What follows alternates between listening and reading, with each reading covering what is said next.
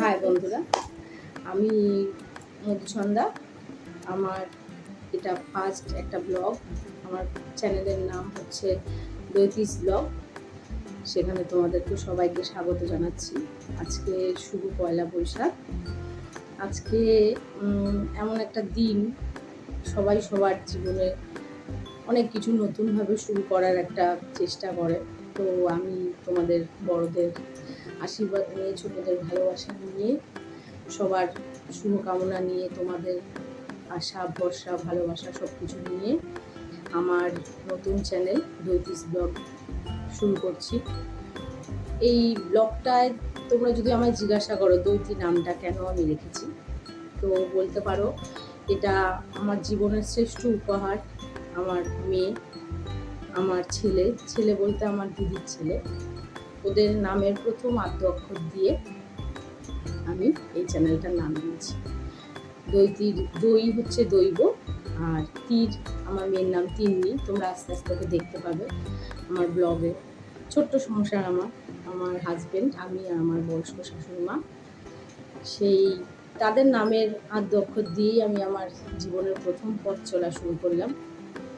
তো আশা রাখবো তোমরা আমার সাথে থাকবে, আমার পাশে থাকবে, আমাকে সাপোর্ট করবে। আর ছোট্ট একটা আশা, ছোট্ট একটা ভরসা বলতে পারো তোমাদের কাছে আমার, যে যদি আমার ব্লগটা, ডেলি ব্লগটা ভালো লাগে তাহলে তোমরা আমার চ্যানেলটাকে লাইক করে দিও। আর যদি কোনো ভুল ত্রুটি হয়ে থাকে, কারণ আমি এটা প্রথম করছি, তোমাদের কাছ থেকে আমার অনেক কিছু এখনও শেখার আছে, শেখার তো শেষ নেই। তো সেটা আমাকে একটু তোমরা ভুল ত্রুটিগুলো অবশ্যই কমেন্ট করে জানিও, আর একটু চ্যানেলটা আমার সাবস্ক্রাইব করে দিও। আর আজকে আমি সারাদিন কি করলাম, কিভাবে আমার দিনটা কাটলো, কিভাবে আমাদের দিনটা কাটলো, সেটা আমি আমার এই ব্লগে দেখিয়েছি। তোমাদের ভালো লাগলে প্লিজ একটু সাথে থেকো, ভালো থেকো বন্ধুরা। তাহলে তোমরা দেখো আমি কিভাবে আজকে দিনটা কাটালাম। চলো,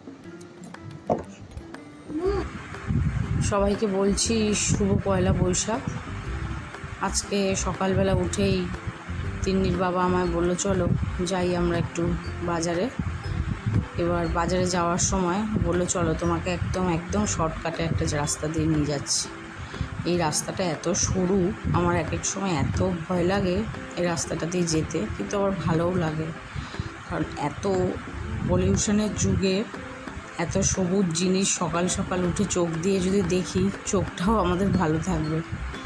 আর এই রাস্তাটা সরু হলেও প্রত্যেকটা বাড়িতে তোমরা খেয়াল করে দেখো, প্রত্যেকটা বাড়িতেই গাছপালা, ছোট হোক বড় হোক, প্রত্যেকটা বাড়িতেই কিন্তু প্রচুর গাছ। আর এদিকে অনেক খালি জমিও আছে, অনেকটাই জমি খালি আছে, সেখানে কিছু ছোট ছোট গাছ আবার দেখতে পাবে। তোমরা একটু স্কিপ করে দেখো, এখানে শাকও দেখতে পাবে দু একটা। আসলে এই যেই জায়গাটা দিয়ে ও নিয়ে যাচ্ছে আমাকে, এই জায়গাটা খুবই নিচু।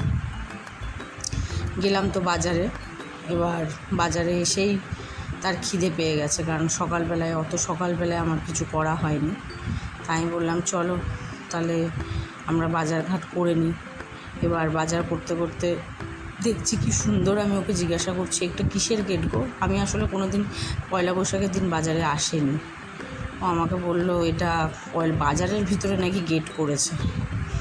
দেখো তোমরা, তোমাদের ভালো লাগবে, বাজারের ভিতরে গেট করতে করতেই বলছে চলো এবার খেয়ে নিই আগে বাজারে ঢোকার আগে। আমি বলছি ঠিক আছে খাও তুমি। আমি প্রথমে বলছিলাম আমি খাবো না, হাসছে, ওকে ভিডিওটা করছি। আমি বলছি যে তোমার খাওয়ার ভিডিও করছি না, চিন্তা নেই।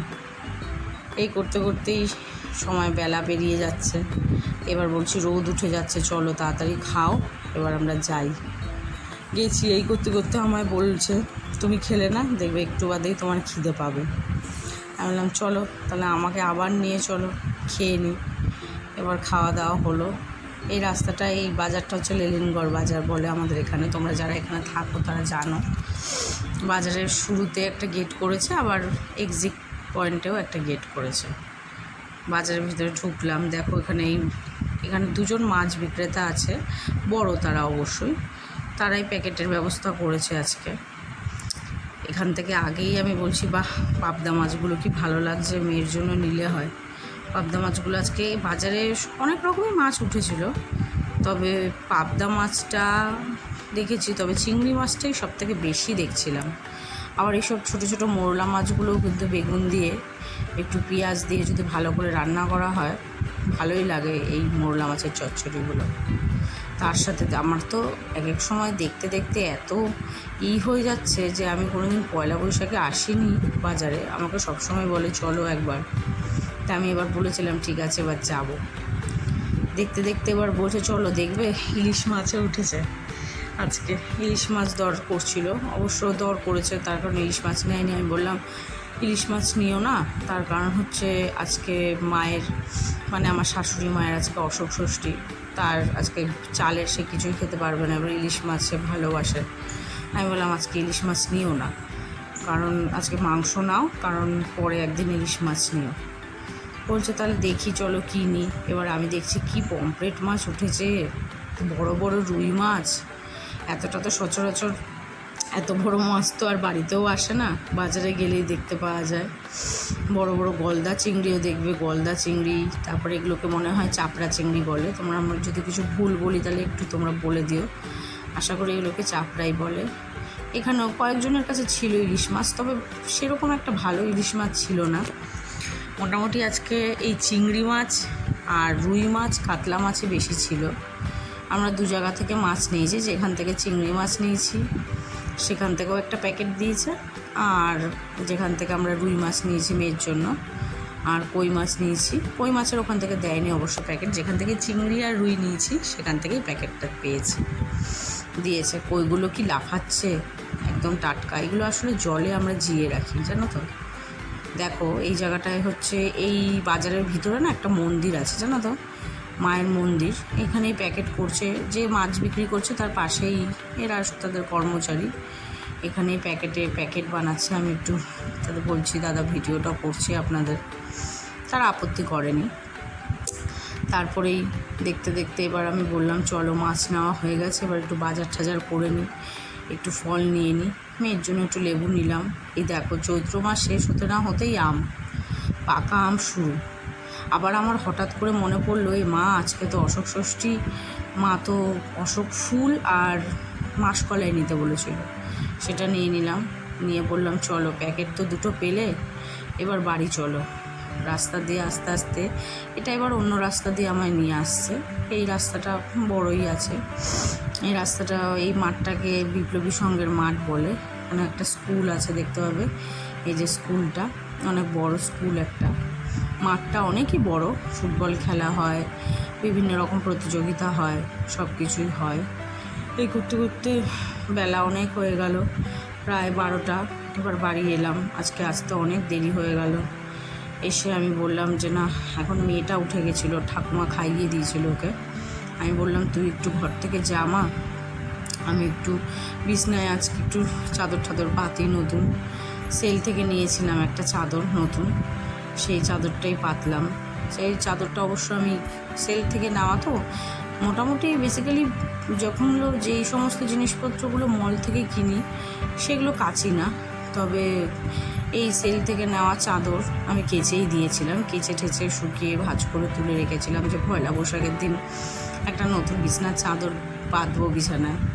আসলে বাচ্চা আছে আমার একটা 3.5 বছরের, জানো তোমরা, তিন্নি। ও বাচ্চা তো প্রচুর চাদর লাগে আমার, প্রায় প্রতিদিনই চাদর বদলাতে হয়, কিছু না কিছু ফেলে দেয়, কিছু না কিছু করে, তখন চাদর বদলাতেই হয়। চাদরটা দেখো খুবই পাতলা, খুবই পাতলা, মানে গরমকালে সুতির জিনিস, আসলে গরম শীত বলে না, কি বলো তো, সুতির জিনিসের একটা আলাদাই আরাম, একটা সুতির জিনিসের আলাদাই, হয়তো সেটা দেখতে মানে চোখে বিশাল একটা আরামদায়ক না হলেও, কারণ পিওর কটন কখনোই তোমাকে বেশি গ্লসি হবে না সেই জিনিসটা। চাদরটা পাতলাম। এবার একটু প্রতিদিনই আমার একটু অভ্যাস জিনিসপত্র মোছা, তবে আজকে বিশেষ একটা মুছতে পারিনি, জিনিসপত্র মুছে টুছে নিলাম একটু হালকা করে, খাটটা হালকা, রাস্তার সামনে বাড়ি তো একটু ধুলো পড়ে। চাদরটা পাতলাম, পেতে নিয়ে ভালোই লাগছে, নিজেরই বেশ ভালোই লাগছে, তাই ভাবছি বিছনাটাতেও টান টান কতক্ষণ থাকবে। দরজা বন্ধ করে কাজ করছি, এই তো মেয়ে আসবে, মেয়ে এসে উঠেই শুরু করে দেবে। তা ঠিক আছে, চলো এবার খাওয়া দাওয়া হবে দুপুরের, তারপরে দেখি বিকালে কোথায় যাই। বিকাল গড়িয়ে এলো, চলে এসেছিলাম আমরা মধ্যমগ্রাম কালীবাড়ি। এবার এই কালীবাড়ি খুবই জাগ্রত, জানো তো এই কালীবাড়ি। কিন্তু আজকে এসে একটা জিনিসই ভাবলাম, আজকে খুবই ভিড়। আসলে মনে হয় পয়লা বৈশাখ বলেই খুব ভিড়, সবাই মায়ের কাছে এসেছে। এই মা খুব জাগ্রত, জানো তো। যারা মধ্যমগ্রামে তোমরা থাকো আশেপাশে, অনেকেই হয়তো জানো মধ্যমগ্রাম কালীবাড়ি মায়ের বাড়ি। এই দেখো, এই জায়গাটায় হয়তো বলি হতো আগে, এখন বলি প্রথা হয়তো উঠে গেছে, এখন হয় না। তাও এই জায়গাটা সাজিয়ে রেখেছে মায়ের। এখানে আমি আসলে ভাবছি যে জুতোটা একটা কোনায় খুলে রাখি, খুলে রেখে ওর বাবাকে বললাম তুমি গাড়িটা একটা জায়গায় রেখে আসো। ওখানে আসলে আজকে প্রচণ্ড পুলিশ ছিল, অনেক পুলিশ ছিল। গাড়ি রাখার জায়গা মন্দিরের সামনে আজকে রাখতে দেয়নি। আমি বললাম আমি মেয়েকে নিয়ে এগোতে থাকি, তুমি গাড়িটা রেখে আসো। দেখো মায়ের মুখটা, তোমরা একটু যদি জুম করে দেখো তাহলে বুঝতে পারবে মায়ের মুখটা না হালকা হালকা একটু বেঁকিয়ে রাখা হয়েছে মায়ের মুখটা। সেটা আমি জানি না, কারণ মধ্যমগ্রাম কালীবাড়ির ইতিহাসটা আমার ঠিক জানা নেই। তোমরা যদি কেউ জানো প্লিজ আমাকে একটু কমেন্টে বলো কেন মায়ের মুখটা বেঁকিয়ে রাখা হয়েছে। এবার আমি ধূপকাঠি মোমবাতি নিয়েছিলাম, প্রসাদটা তো দিয়ে দিয়েছি ওখানে, প্রসাদ হয়নি অবশ্য, তখনও সেটা পুজোতে দিয়েছি। ধূপকাঠি মোমবাতিটা নিয়ে ভাবলাম এবার দেখিয়ে নিই, কারণ ওই সামনে মোমবাতি ধূপকাঠি আজকে দেখানো যাবে না, কারণ আজকে প্রচুর লোকের ভিড়, খুবই ভিড়। মেয়েটা হাতের থেকে টানাটানি করছে। এটা শিব মন্দির, জানো তো, পাশেই কালীবাড়ির পাশেই অনেক ছোট ছোট মন্দির আছে, শিব মন্দির আছে, রামকৃষ্ণদেবের মন্দির আছে, অনেক সুন্দর মন্দিরগুলো। আজকে হয়তো তোমাদের অন্যদিন যদি যাই কোনো সময় তাহলে ভালোভাবে মন্দিরটা ঘুরে দেখাতে পারবো। আজকে আসলে এতটাই ভিড় ছিল না, মন্দিরের ভিতরে সব জায়গায় ক্যামেরা ক্যাপচার করা যাচ্ছিল না, জানো তো। এটা রাম ঠাকুরের মন্দির হয়তো, কারণ এই জায়গাটায় আমি ঢুকিনি, আমি তখন মেয়েটাকে নিয়ে একটু দূরে দাঁড়িয়েছিলাম। এই জায়গাটায় আমার হাজব্যান্ডই গিয়েছিলো। হ্যাঁ, শ্রীরামকৃষ্ণ পরমহংসদেবের বিগ্রহ এখানে রাখা আছে। এই জায়গাটায় আমি ঢুকিনি, আমার আজকে একদমই এই জায়গাটায় যাওয়া হয়নি। কি ভালো লাগে তাই না ঠাকুরের জায়গায় যেতে। এই করতে করতে তো ঘরে এলাম। আজকের ব্লগটা এখানেই শেষ করলাম। আমার চ্যানেলটা যদি তোমাদের ভালো লেগে থাকে তাহলে লাইক সাবস্ক্রাইব করে দিও। গুড নাইট, টাটা, সবাই ভালো থেকো, আবার দেখা হবে নতুন একটা ব্লগে।